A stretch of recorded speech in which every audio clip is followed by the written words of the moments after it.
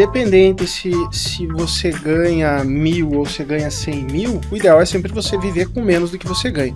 Obviamente tem uma linha ali, limite, né, que é muito difícil você viver com muito pouco. É difícil. Mas tem até histórias aí que aconteceram no passado aí não sei se você já ouviu nessa história, tem um americano que ele limpava chão de loja e quando faleceu, descobriram que ele tinha 8 milhões de dólares guardado. Então, o segredo é você gastar menos do que você ganha. Então, independente de quanto você ganha, qualquer coisa que você poupe, se no começo você consegue poupar R$100, esse é aqueles R$100 que você vai começar a construir tua reserva. Vai demorar? Vai. Ainda vale a pena pôr dinheiro lá fora ou fica na segurança aqui mesmo? Com certeza. Todo mundo deve ter um pedaço do seu patrimônio. A gente é muito favorável à diversificação. Então, a economia é cíclica, né? Nada sobe para sempre. Inclusive, puxando aqui o gancho dos Estados Unidos, tem 13 anos aí que só sobe. Algum momento vai ter uma correção, mas não sabemos quando. E se a gente tenta adivinhar de quando isso vai acontecer, a gente deixa dinheiro na mesa. Então, desde a pandemia fala-se em uma recessão nos Estados Unidos, uma correção dos preços que está muito elevado, e de lá para cá já subiu mais de 90%. Hoje nós vamos falar sobre medicina e finanças. Se você é médico, no começo da carreira, ou mesmo já acumulou um patrimônio, ou é residente, trabalha pra caramba, rala, chega no final do mês e pensa, cadê meu dinheiro?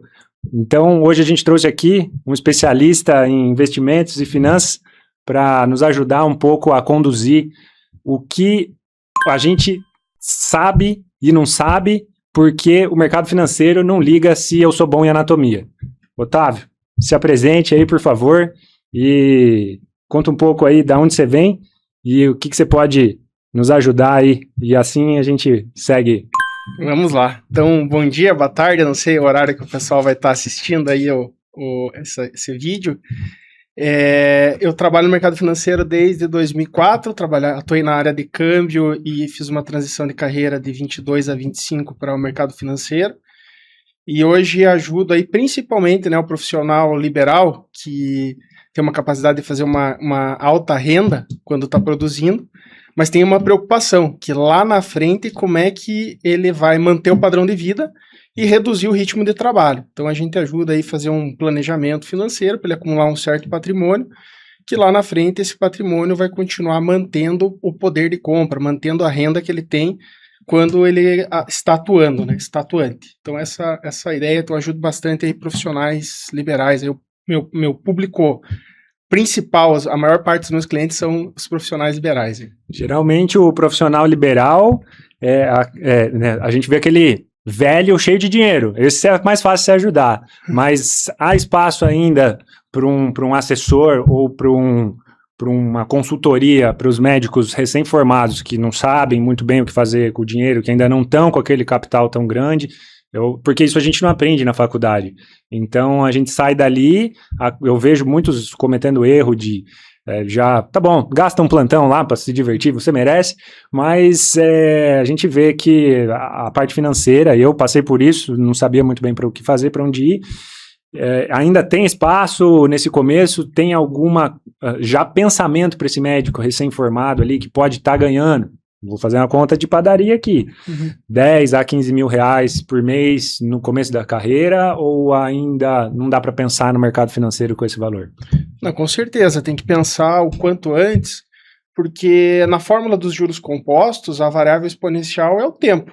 Então a fórmula é capital vezes 1 mais I elevado ao tempo. Então o mais importante é o tempo. Quanto antes começar, mais fácil vai ser de atingir qualquer objetivo que seja. Obviamente, no começo da carreira ele vai ter uma capacidade menor de aportes, né? Mas com o passar do tempo ele vai aumentando esses aportes e ajustando o planejamento para ter a renda que ele deseja lá na frente. Então talvez ele comece fazendo um planejamento, ele está ganhando 10, vai fazer um planejamento para ganhar 10 em 15, 20 anos. O salário dele vai subindo e talvez ele ajuste esse planejamento, também vai precisar ajustar os aportes periódicos para conseguir alcançar essa renda lá na frente. Mas não é só não só pode fazer, como deve fazer. O quanto antes começar, mais fácil vai ser de atingir os objetivos lá na frente.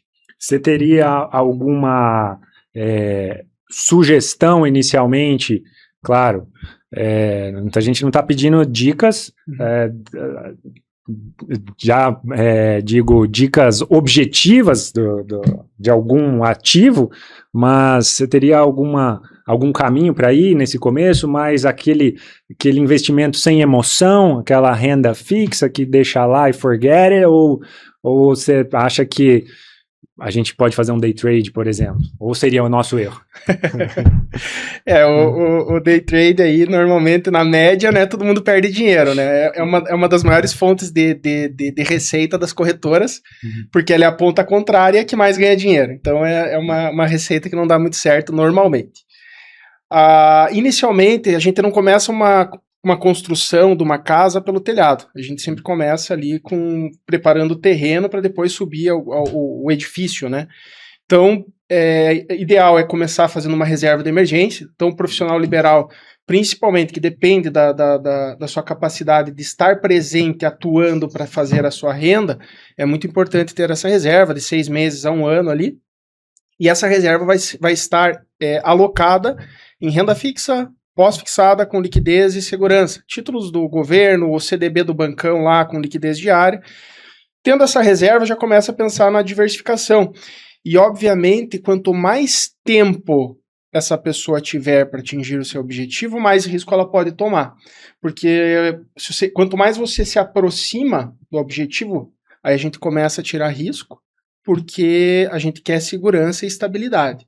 Mas quanto tem esse tempo a seu favor, a gente pode tomar risco sim, a depender do perfil da pessoa, né? Tem pessoas que não aguentam ver volatilidade na sua carteira de investimentos e não faz sentido. Vai ser sempre uma carteira ali em renda fixa, com uma diversificação em títulos diferentes de renda fixa, mas nisso aí. Mas se a pessoa tem aptidão, aceita, tem estômago, a gente fala no mercado financeiro que a pessoa tem estômago para tomar risco, aí a gente coloca umas pimentinhas ali na carteira de investimentos para potencializar o ganho no médio e longo prazo. Legal. Eu penso também que ter a reserva de emergência não é só ter aquela oportunidade de dizer não para o plantão ruim, né? Então você fala, não quero fazer esse plantão, tem a reserva, não preciso trabalhar esse mês. Na verdade, não é isso. É para você já teve algum cliente que precisou usar a reserva por algum motivo de saúde, por exemplo? Para que eu preciso ter reserva de emergência, resumindo? É só para uma emergência? Tecnicamente, sim. Tecnicamente, a reserva de emergência é para uma eventual emergência. Não só com você. Às vezes um familiar aconteceu alguma coisa ali, o plano de saúde não cobre, ou o carro bateu, não tem seguro, algum problema na casa, você tem essa reserva, ou até um período que você não possa estar exercendo sua atividade, não pode estar fazendo plantão, não pode estar trabalhando, então para esse período ali você está com um dinheiro para você cumprir com as suas obrigações ali.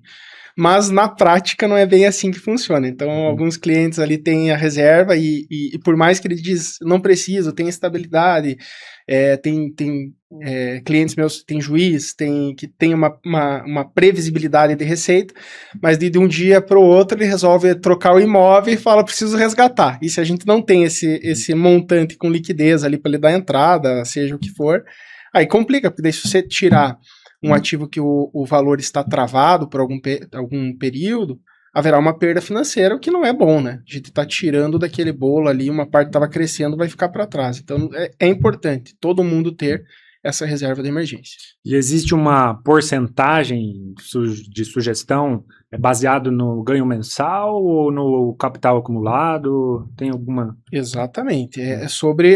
Na verdade, não é sobre o ganho. A gente faz esse cálculo mais sobre o custo de vida. Porque às vezes a pessoa ganha 50, 100 mil por mês, mas gasta 30, 40. Então a gente faz sobre o custo de vida. Aí a gente sempre tem de 6 meses a 1 ano do custo de vida em uma reserva de emergência. Isso vai depender da previsibilidade de receita. Então, quanto a profissão, vamos pegar um advogado como exemplo, quanto menor a previsibilidade de receita, não sabe quanto que vai receber os casos dele, a gente busca uma reserva de um tempo maior. Quando você tem mais previsibilidade, a gente reduz o tempo aí de necessidade de reserva de emergência. E essa reserva eu deixo para um resgate rápido, né? Exatamente. título do governo, CDB do banco com liquidez diária. Que é diferente também, não sei se é bom a gente falar os nomes aqui, daquelas seguradoras. Num caso, por exemplo, eu sou médico, machuco minha mão, em vez de eu pegar a reserva de emergência, se eu tiver o seguro, tem um nome isso, né? Tem, o DIT, né? A partir tem uma carência mínima se você ficar num hospital ou sem poder trabalhar com atestado, enfim, seja o que for, passando essa carência de dias, cada um tem o seu, você começa a receber como se fosse um salário equivalente à sua remuneração. Isso é em paralelo e muito importante, principalmente na classe de vocês, que precisa da sua capacidade, por exemplo, vocês vão fazer uma cirurgia, você precisa do teu dedão. Se acontece qualquer acidente que for, que você perca seu dedão, como é que você vai continuar fazendo renda e receita para atingir seus objetivos? Então o seguro de vida é super importante para todo mundo, mas para o profissional liberal mais ainda. Mais ainda. Voltando agora para aqueles recém-formados, eu gosto desses caras porque eu já fui um deles e a gente não tem projeção inicialmente nenhuma. Um residente hoje no Brasil, na minha época, ganhava uns R$ 2.500, R$ 2.800 para trabalhar 60 horas semanal e hoje em dia eles devem ganhar em torno ali de, isso é público, né, pesquisar, de R$ 3.500 a R$ 4.000 por mês. E então, praticamente, você vive a residência de ortopedia, você tem que fazer plantão extra para sobreviver e você nunca pensa, pelo menos os que eu conheço não pensam em investimentos, não tem como fazer. Você acha que isso pode mudar? Tem alguma opção para isso? Tem a pessoa, que projeto que ela pode ter com esse baixo salário, que assim... Por isso que as pessoas não querem fazer residência hoje, né? Mas pensando no futuro, com mais ganhos, talvez é mais fácil, eu digo, mais para frente, depois você ganha 30, 40, 50 mil, é mais fácil investir, né? Sim. Mas você acha que tem espaço aí? Dá para fazer alguma coisa com pouca coisa? Assim, independente se você ganha 1.000 ou você ganha 100 mil, o ideal é sempre você viver com menos do que você ganha. Obviamente tem uma linha ali, limite, né, que é muito difícil você viver com muito pouco. É difícil. Mas tem até histórias aí que aconteceram no passado aí não sei se você já ouviu nessa história, tem um americano que ele limpava chão de loja e quando faleceu descobriram que ele tinha 8 milhões de dólares guardado. Então o segredo é você gastar menos do que você ganha. Então independente de quanto você ganha, qualquer coisa que você poupe, se no começo você consegue poupar R$100, vai ser aqueles R$100 que você vai começar a construir tua reserva. Vai demorar? Vai. Então talvez nesse momento mais importante do que investir, talvez seja o seguro de vida. De você se prevenir de acontecer algum acidente, alguma coisa que te impeça de exercer a sua atividade. Talvez, ao invés de você investir os R$100, talvez um seguro de vida que custa licença de 50, R$200 por mês, que vai te proteger aí numa situação como essa. Talvez seja mais importante inicialmente, mas tentar fazer um orçamento para que você consiga ter essa disciplina de investir mensalmente, porque só assim que você vai conseguir acumular patrimônio na frente. Não existe milagre. Então a gente vê muita coisa hoje aí oferecendo rentabilidades astronômicas, rentabilidade garantida, etc. Tá começando a aparecer um monte de notícias aí na TV que isso não existe, né? Não existe almoço grátis no mercado. Isso que eu ia te perguntar daqui a pouco, essas armadilhas, dá pra gente detectar essas... Sim, suspeitas, ganhos maiores do que o Warren Buffett, eu já posso suspeitar que tem alguma coisa estranha. Exato. Tem mais alguma dica, assim, é melhor eu olhar esse banco, é melhor eu olhar esse investimento, assim, de alguma outra forma para eu não cair numa armadilha, ou prometeu demais, fuja? Não existe, né? Não existe rentabilidade alta garantida. A rentabilidade garantida é o título do governo. Então, tudo que prometer muito acima daquilo, hoje a taxa de juros está aí 15% ao ano. Qualquer coisa que prometa acima disso, muito acima disso, garantido, não existe. Não existe, não tem segredo. Alguns clientes às vezes vêm com olha só, me oferecer esse produto aqui, 2,5% de rentabilidade ao mês, tal.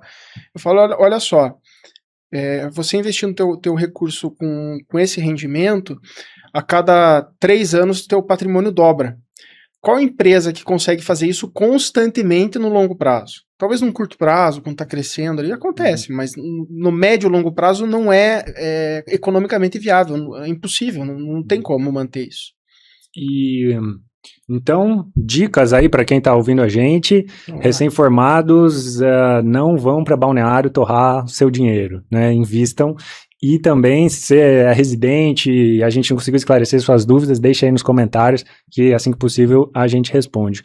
Uma outra pergunta, Otávio. E agora, você trabalha com bastante profissional liberal. Nós tivemos uma reforma tributária que até eu estou um pouco confuso, conversa de louco com o contador. Nessa questão do investimento, tem algum cuidado a mais que a gente tem que tomar? Mudou alguma coisa para vocês aí com essa reforma? Porque sabemos aí que acima de ganhos de 50 mil serão taxados em 10%, resumindo. Exatamente, tem uma procura bastante grande aí do profissional de soluções, né, que ganha acima desse valor. O problema é que ainda não saiu a normativa, então ninguém ainda está sabendo exatamente como vai funcionar. Então a gente está discutindo, já conversei com alguns contadores, falam opiniões diferentes e não se sabe qual que vai ser exata a solução para tentar evitar ao máximo pagar esse imposto. E nos investimentos afeta diretamente, porque o que você tiver de rendimento com os investimentos vai somar a renda. Então, por exemplo, se você rendeu, né, você fez uma retirada da pessoa jurídica, hoje a maioria dos profissionais recebem na pessoa jurídica e fazem distribuição de lucro para a pessoa física. Então, se recebeu 40 mil, ficou abaixo lá dos 50. Porém, se você tem um CDB investido na pessoa física e teve esse lucro acima de 10 mil reais, vai somar também essa renda e vai considerar e vai estourar lá o valor, ele vai ter que pagar os 10%. 10% ou não, né? Porque ele é progressivo. Então, ele é linear. A partir de 600 mil reais no ano, começa a tarifa, o imposto, e até 1.200.000 que começa a valer os 10%. De 1.200.000 em diante, só que efetivamente os 10%. Então, ele é progressivo, não é 10% desde o início. Entendi. Aproveitando, hoje em dia ainda vale a pena investir no exterior, offshore, ou até mesmo nos Estados Unidos, que a gente não sabe aí, com esses problemas tarifários, vamos dizer assim, ainda vale a pena pôr dinheiro lá fora ou fico na segurança aqui mesmo? Com certeza, todo mundo deve ter um pedaço do seu patrimônio, a gente é muito favorável à diversificação. Então a economia é cíclica, né? Nada sobe para sempre, inclusive puxando aqui o gancho dos Estados Unidos, tem 13 anos aí que só sobe, algum momento vai ter uma correção, mas não sabemos quando. E se a gente tenta adivinhar de quando isso vai acontecer, a gente deixa dinheiro na mesa. Então, desde a pandemia fala-se em uma recessão nos Estados Unidos, uma correção dos preços que está muito elevado, e de lá para cá já subiu mais de 90%, ou seja, se você tentou prever esse movimento, deixou um resultado de dobrar o seu patrimônio nesse período. Então, a gente não faz isso, mas a gente procura essa diversificação, porque a economia é cíclica, em algum momento vai corrigir, então a gente tem que ter um pouquinho em cada lugar, renda fixa, renda variável, exterior, se fizer sentido para a pessoa, criptomoedas, e a gente sempre utiliza uma estratégia de investimento que é o asset allocation, a diversificação em percentuais por classe de ativo. Então, se a gente definiu que a gente quer ter 10% nos Estados Unidos, a gente vai manter esses 10%. Consequentemente, o que vai acontecer? Se os Estados Unidos continuar subindo, os próximos aportes a gente vai alocar aqui, porque vai estar subindo esses 10% e vai estar saindo do percentual que a gente gostaria. E se cair, a gente vai comprar mais, vai comprar sempre o que está caindo. Qual que é a consequência disso? A gente sempre vai comprar o que está barato. E nas viradas dos ciclos econômicos, a gente vai ganhar dinheiro. Então a nossa estratégia já se provou eficaz. Existe um vídeo, na minha apresentação eu não falei, né, mas a empresa que eu trabalho é a Portfel, que é do Grupo Primo, e o Thiago Nigro fala muito, né, da estratégia Arca, e ele fez alguns estudos, o próprio grupo fez os estudos, porque não existem, em 100 anos, em todas as economias do mundo, todos os países, sem exceção, a melhor estratégia sempre foi a diversificação, né, você alocar um pouquinho em cada coisa. Porque concentrar muito em alguma coisa, ela pode ir muito bem num período, mas pode ir muito mal no período seguinte. Então a diversificação eu falo que é o único almoço grátis do mercado. Legal. Aproveitando que você falou das criptos, não sei se você trabalha com cripto também, se há alguma recomendação aí principalmente para a classe médica, ou ortopédica, ou de saúde, ou de uma maneira geral, apesar de ser algo bem volátil, eu gosto um pouquinho. Então, não sei qual que é a sua opinião sobre as criptos aí, se puder. A pessoa que tem disposição a risco, porque é uma classe que no mês de outubro caiu 30%. Então você vê aquele pedacinho do teu patrimônio, obviamente vai ser um pedaço pequeno, oscilar 30% e ficar, ok, vamos comprar mais porque é uma oportunidade de estarmos comprando, repondo a um preço mais barato, fazendo uma média de preço para baixo. Tudo bem, a gente deve ter um pouquinho, como você falou, um pouquinho.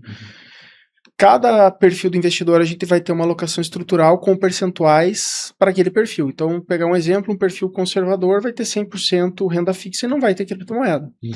Já o do perfil moderado para frente, a gente já consegue um pouquinho de criptomoeda partindo ali de 0,5% do patrimônio até 3%, 4% do patrimônio para um perfil muito agressivo.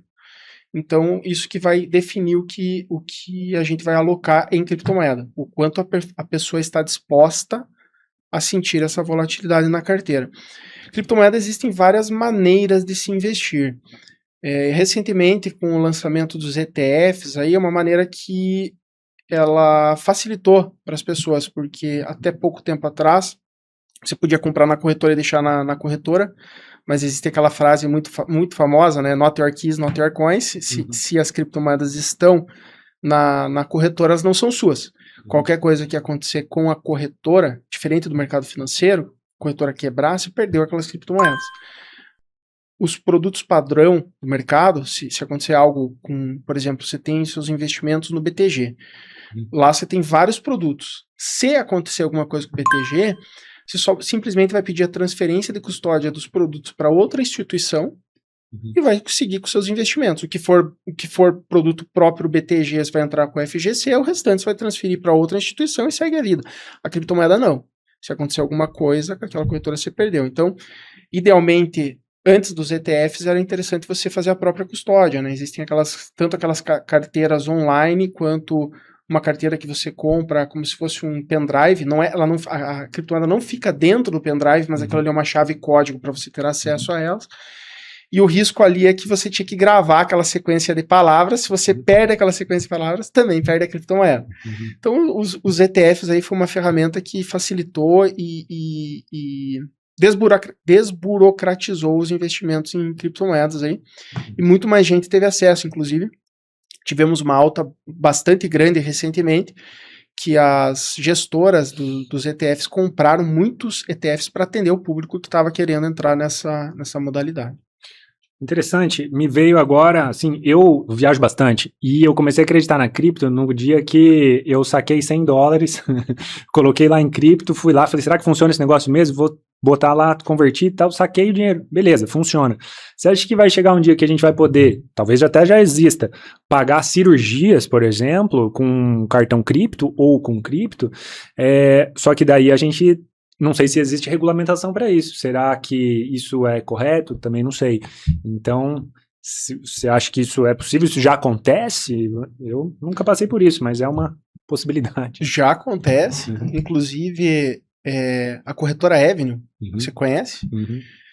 Tá aceitando agora a negociação no cartão deles de USDT, que é uma criptomoeda que ela tem o seu lastro em dólar mesmo, títulos do governo americano.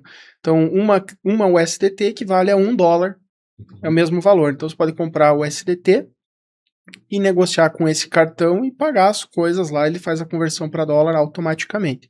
É uma possibilidade, sim, que já existe, já está sendo aplicado. Inclusive, o governo está de olho, porque o pessoal tem utilizado essa artimanha para fugir do IOF.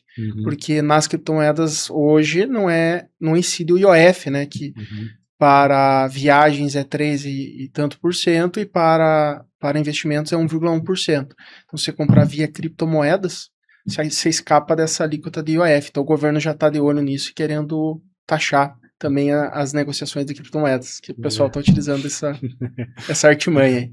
No Brasil é complicado.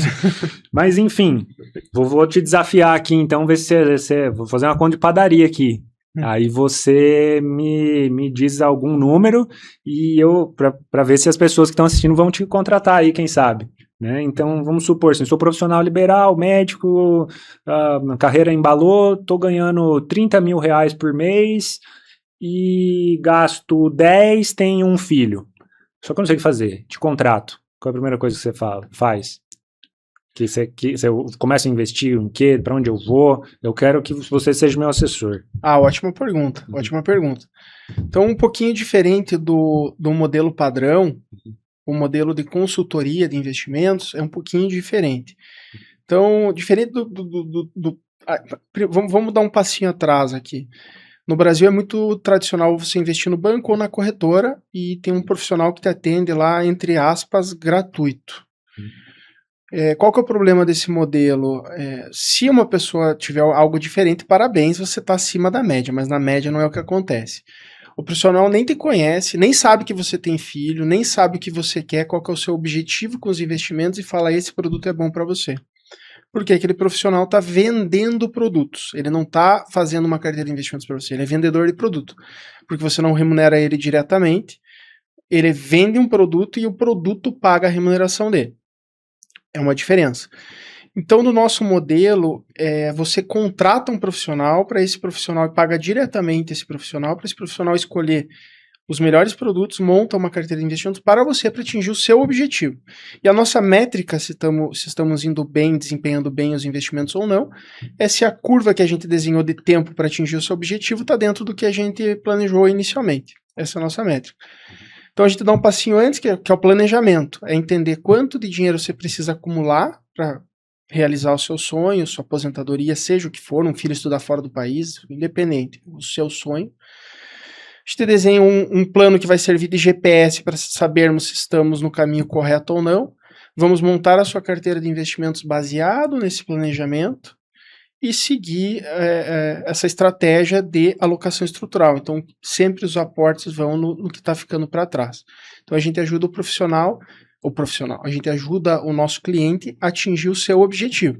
Então, não tem uma fórmula certa, assim, né? Não tem uma fórmula certa. Vai depender do perfil. Primeiro, tempo e objetivo. Independente se a pessoa tem um perfil de tomar risco, independente disso, só que ela tem pouco prazo para isso, a gente não pode tomar risco. Porque se a gente tem 2, 3 anos para atingir um objetivo e a carteira cai 30% em criptomoeda, cai mais 15% com desvalorização cambial, nos últimos 3 anos o dólar está caindo 15%. Cai mais um pouco com a Bolsa Brasileira. Em vez de você atingir o seu objetivo em 3 anos, vai ter que trabalhar mais 2, mais 3, mais 4, só para recuperar o tempo perdido. Então, a primeira coisa que vem é o seu objetivo. Quanto tempo que a gente tem para realizar o seu objetivo? Se tivermos tempo, aí vem o perfil. Aí a gente pode tomar risco se você aceitar. E outra coisa que eu não sei se você vai recordar, mas na nossa primeira reunião lá atrás... Na nossa conversa, eu entendi que você tinha um perfil para tomar mais risco. Você não é um perfil conservador. Mas a gente fez as nossas contas do planejamento juntos e eu mostrei para você, olha só, Jorge, dentro desse tempo aqui que você quer atingir sua aposentadoria, a gente consegue atingir sem tomar muito risco. Mesmo com um perfil mais conservador, a gente chega lá. Você acha que faz sentido a gente tomar risco para chegar lá se não precisa? Claro. E a gente definiu um perfil mais conservador. Perfeito. Você é meu assessor, né? Então tem aí um conflito de interesse. Mas eu comecei a estudar um pouco isso, até muita coisa começou aí com o Thiago, que trabalha junto com você aí na equipe. E eu comecei a estudar, pandemia, tá sobrando tempo, vou começar a investir, vou pensar nisso. E aí eu fui comprando ativo, pensando, estudando, vendo, compreendendo. E eu achei que eu tava bombando. Daí eu falei assim, não, estamos montando um negócio novo, foi aí que a gente começou a conversar. E eu te falei, não tenho medo nenhum de você falar para mim, ó, muda tudo. E foi o que a gente fez. Vendi tudo, mudamos o perfil, porque eu estava correndo um risco desnecessário. E aí, posso te dizer que confio, agradeço, porque só tô vendo decolar tudo aqui. Muito obrigado.